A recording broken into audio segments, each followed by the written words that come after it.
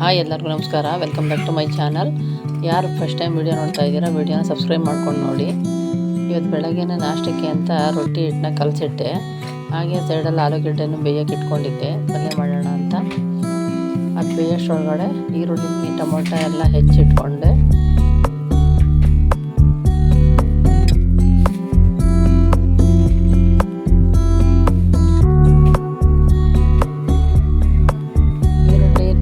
ಹೆಚ್ಚಿಸ್ಕೊಳ್ಳೋದು 6 ಗಂಟೆ ಬೆಂದಿತ್ತು. ಆಮೇಲೆ ಅದನ್ನು ಒಗ್ಗರಣೆಗೆ ಹಾಕ್ಕೊಂಡೆ.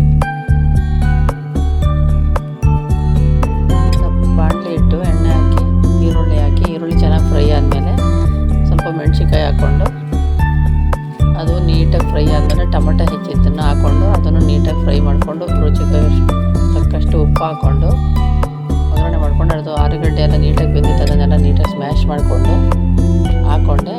ಪಲ್ಯ ರೆಡಿ ಆಯಿತು. ಆಮೇಲೆ ಮೌಲ್ಯಗೆ ಕಾಲೇಜಿಗೆ ಟೈಮ್ ಆಗಿತ್ತು ಅಂತ ಅವಳು ಬಂದು ಅವಳಿಗೆ ಎಷ್ಟು ಬೇಕು ಅಷ್ಟು ರೊಟ್ಟಿನ ಹಾಕ್ಕೊಂಡು ತಿಂದು ಕಾಲೇಜಿಗೆ ರೆಡಿ ಆದಳು.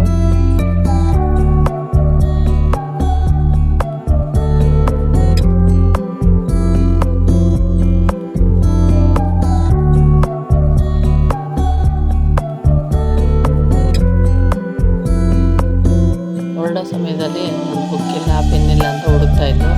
ಹುಡುಗರುಗಳೇ ಹೀಗೆ, ಹೋಗೋ ಸಮಯದಲ್ಲಿ ಎಲ್ಲ ಹುಡುಕ್ತಾರೆ. ಹೋಗೋಕ್ಕೆ ಮುಂಚೆನೇ ಎಲ್ಲ ನೀಟಾಗಿ ರೆಡಿ ಮಾಡಿ ಇಟ್ಕೊಳ್ಳಲ್ಲ. ಹೇಳಿದ್ರೆ ಆಮೇಲೆ ನಗ್ತಾರೆ.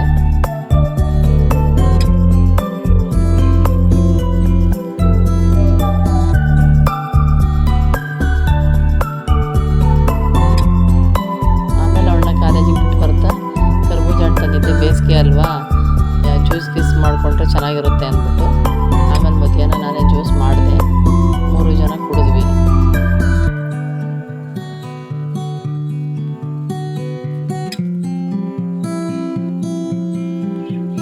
ಬೇಸಿಗೆಯಲ್ಲಿ ಯಾವುದಾದ್ರೂ ಹಣ್ಣುಗಳಿದ್ರೆ ಮನೆಯಲ್ಲಿ ಒಳ್ಳೆಯದು, ಜ್ಯೂಸ್ ಮಾಡ್ಕೊಂಡು ಕುಡಿಬೋದು. ಇವತ್ತಾಗಿದ್ದಿಷ್ಟೇ ಫ್ರೆಂಡ್ಸ್, ಬಾಯ್.